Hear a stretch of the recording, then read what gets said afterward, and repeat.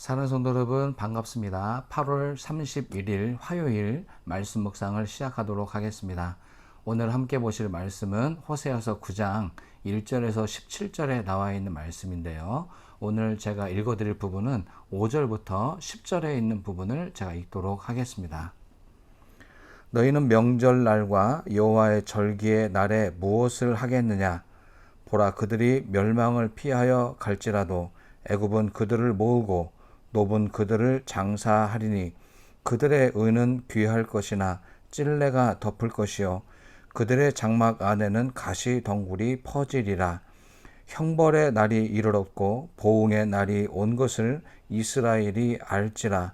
선지자가 어리석었고 신에 감동한 자가 미쳤나니 이는 내 죄악이 많고 내 원한이 크민이라. 에브라임은 나의 하나님과 함께 한 파수꾼이며 선지자는 모든 길에 친 새 잡는 자의 그물과 같고 그의 하나님의 전에는 원한이 있도다. 그들은 기브아의 시대와 같이 심히 부패한지라. 여호와께서 그 악을 기억하시고 그 죄를 벌하시리라. 옛적에 내가 이스라엘을 만나기를 광야에서 포도를 만남같이 하였으며 너희 조상들을 보기를 무화과 나무에서 처음 맺힌 첫 열매를 본같이 하였거늘 그들이 바알보올에 가서 부끄러운 우상에게 몸을 들이므로 저희가 사랑하는 우상같이 가증하여 졌도다. 아멘. 오늘 본문 말씀에 의지해서 부패한 파수꾼이라는 제목으로 말씀 나누도록 하겠습니다. 호세아 9장에서도 여전히 호세아는 이스라엘의 죄악을 고발하고 있습니다. 그리고 이 지어진 죄 때문에 어떠한 심판이 임하게 될 것인지, 또 예전의 모습은 이랬었는데 라고 하는 아쉬움을 표현하고 있는 부분도 나와 있습니다. 추수의 계절이 왔을 때 추수로 인해서 흥겨워하고 있는 백성들을 향해 경고하는 것으로 시작을 하고 있습니다. 너희는 이방 사람처럼 기뻐 뛰놀지 말라. 1절을 이렇게 시작하고 있습니다. 추수의 기쁨을 누구나 다 표현하고 싶을 것입니다. 그런데 하나님께서는 이 추수의 기쁨을 표현하지 말라, 뛰놀지 말라. 왜 이렇게 말씀하셨을까요? 1절 후반부에 이렇게 말씀하십니다. 음행하여 내 하나님을 떠나고 각 타작마당에서 음행의 값을 좋아하였다 라고 고발하고 있습니다. 오늘 이스라엘 백성들이 기뻐하고 있는 이유는 단순히 추수에 대한 즐거움만이 아니었다는 것입니다. 이들은 우상에게 풍요를 기원하는 제사를 지냈고 그 제단 앞에서 온갖 음행과 문란한 육체적 음행을 저지르면서 즐거워했다는 것입니다. 하나님을 예배하는 초소로 제단을 쌓았지만 그들은 그곳에서 온갖 음행을 행하며 기뻐하기는 했지만 하나님으로 인한 기쁨이 아니라 자신의 쾌락에 도취되어 있는 모습을 보였다는 것입니다. 하나님은 그래서 이러한 기쁨을 멈추라, 더 이상은 뛰놀지 말라라고 경고하고 있는 것입니다. 하나님은 이 사실을 묵과하실 리가 없습니다. 우상을 숭배하는 일이 얼마나 허망한 일이고 또 그의 결과가 어떠한 결과가 따를 것인지를 다시 한번 반복해서 말씀해 주고 있습니다. 그것은 다름이 아닌 아수르로 끌려가서 포로 생활을 하게 될 것이고 그 비참함을 맞이하게 될 것을 경고하고 있는 것입니다. 지금은 육체의 쾌락에 취해서 춤추고 기뻐하고 노래하고 있겠지만 멈추지 않으면 결과적으로 비참한 최후를 맞이하게 될 것이고 너희의 지금 현재 누리고 있는 이 자유를 다 빼앗기게 될 것이다 라고 경고하고 있는 것입니다. 이스라엘 백성들은 그들이 지은 죄와 취하고 있는 이 쾌락으로 인해서 그들의 눈이 어두워져 있었습니다. 무엇이 올바르고 무엇이 잘못된 것인지를 분별해 낼 수가 없었습니다. 그저 감정에 취해서 내 감정이 좋으면 좋은 것으로, 내 감정이 우울하면 우울한 것으로 그냥 그렇게 감정의 이끌림대로 살아가고 있었던 것입니다. 이때 하나님께서는 이렇게 무지한 백성들을 깨우기 위해서 파수꾼을 보내주셨습니다. 하나님의 선지자들을 세워주셨던 것입니다.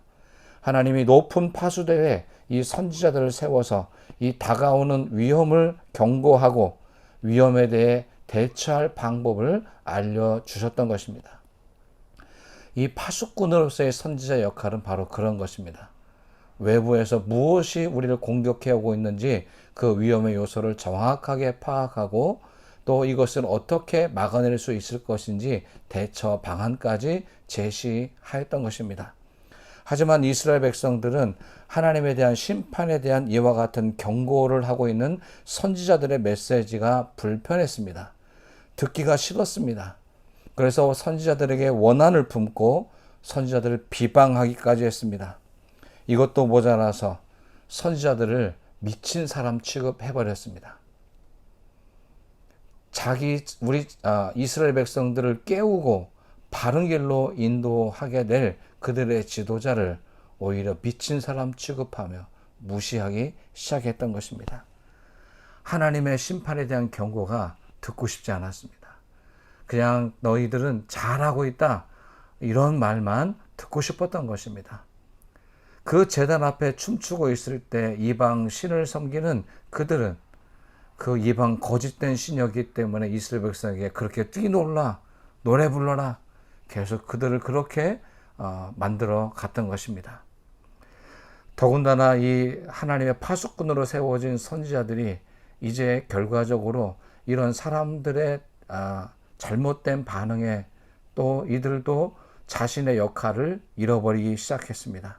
자신의 역할이 파수꾼의 역할이었음에도 불구하고 들어야 될 백성이 듣지 않는다 핑계대며 자신의 소명을 저버리고야 말았습니다. 오히려 파수꾼이 이제는 앞장서서 백성들을 올무에 걸려 넘어지도록 만들어 버렸다는 것입니다. 이유는 될 수 있겠습니다. 핑계는 될 수 있었을 것입니다. 하지만 그래도 선지자는 이러면 안 됩니다. 지도자는 아무리 백성들이 그 소리를 듣지 않으려 하고 불편해하고 모함한다 할지라도 바른 메시지를 전할 책임이 있는 것입니다.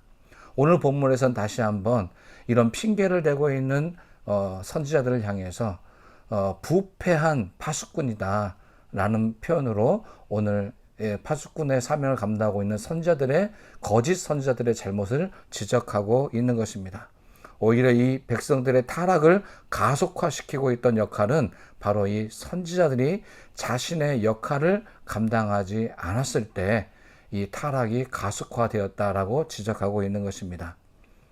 후반부에 접어들면 10장의 10절부터 하나님께서 기억하셨던 이스라엘은 어떤 존재들이었는지를 언급해주고 있습니다. 10절 전반부의 말씀에 보면 옛적에 내가 이스라엘을 만나기를 광야에서 포도를 만남같이 하였으며 너희 조상들을 보기를 무화과 나무에서 처음 맺힌 첫 열매를 봄같이 하였다.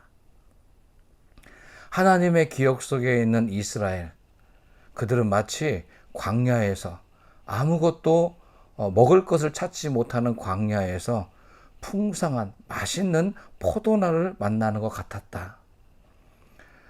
너희 조상들은 볼 때 무화과 나무에서 열린 첫 열매, 그 처음 열린 열매를 보는 것과 같았다. 하나님의 기억 속에 이스라엘은 이런 존재들이었습니다. 포도나무 같고 무화과 나무의 첫 열매와 같은 기쁨을 주었던 존재들이 이스라엘이었다라고 하는 것입니다. 하나님은 이런 이스라엘을 기대하고 있었던 것입니다. 그 첫사랑의 자리로 다시 돌아올 것을 요청하고 있는 것이라 할 수 있을 것입니다. 하나님은 순수했던 이스라엘, 처음 사랑으로 다시 돌아왔으면 하는 기대를 오늘 호세아를 통해 말씀해 주시고 있는 것입니다. 그러나 이스라엘 백성들은 오늘 그런 기대를 저버리고 부끄럽게도 우상에게 자신의 몸을 드려버렸습니다. 그러나 하나님은 이렇게 자신을 사랑했던 우상처럼 오히려 이제 이스라엘 백성들을 가증히 여기고 심판하실 것이다 라는 말씀으로 이어가고 있습니다. 마지막 오늘 9장의 마지막 결론 부분인 17장의 말씀에 보면 왜 이런 파국적인 결과를 나타나게 되었을까? 그들이 듣지 않았다는 것입니다. 그들이 듣지 아니하므로 내 하나님이 그들을 버리셨다. 하나님은 분명히 기대하셨고 돌아가기를 원하셨지만 이스라엘 백성이 듣지를 않았다는 것입니다. 그렇게 권면하고 경고하고 또 파수꾼을 세워서 메시지를 전해 주었건만 이스라엘 백성들은 그 소리를 듣지 않았습니다. 사랑하는 성도 여러분, 하나님께서는 오늘도 우리에게 말씀하고 계십니다. 기록된 하나님의 말씀인 성경을 통해서 우리에게 말씀하고 계십니다. 또한 매주일 강단에서 선포되어지는 설교 말씀을 통해서도 우리에게 말씀하고 있습니다. 또한 자연 만물과 우리의 양심과 우리의 삶의 여러 상황들을 통해서 우리에게 기대하는 바, 또 우리가 해서는 안 될 일들이 무엇인지를 분명히 우리에게 말씀하고 계십니다. 우리는 그 소리를 들을 수 있어야 됩니다. 우리의 귀를 들을 수 있는 귀로 만드셔야 됩니다. 이스라엘 백성들은 자신의 쾌락에 취해서 자신에게 잘한다 그 소리에만 집중하고 들었습니다. 하나님의 경고하는 메시지를 들으려 하지 않았습니다. 무시했습니다. 미쳤다고 했습니다. 오늘 우리가 이 음성에 귀를 기울여 보십시오. 나는 과연 하나님의 음성에 과연 그 음성을 들을 수 있는 귀가 열려져 있는지, 내가 듣고 싶은 말만 현혹되어서 그 메시지만을 찾아서 오늘도 찾아 헤매고 있지는 않는지 한번 우리 자신을 되돌아보시기 바랍니다. 오늘도 하나님은 불편한 이야기지만 우리를 바꿀 수 있는 생명의 메시지를 오늘도 던져주고 계십니다. 내가 거북하고 또 듣기 불편한 이야기가 오히려 나를 살려내는 메시지가 될 수 있습니다. 사랑하는 성도 여러분, 오늘 우리에게 달콤한 유혹의 메시지만이 아니라 오늘 우리가 들어야 될 메시지를 경청하여 들을 수 있는 오늘 하루가 될 수 있게 되기를 소망합니다. 기도하겠습니다.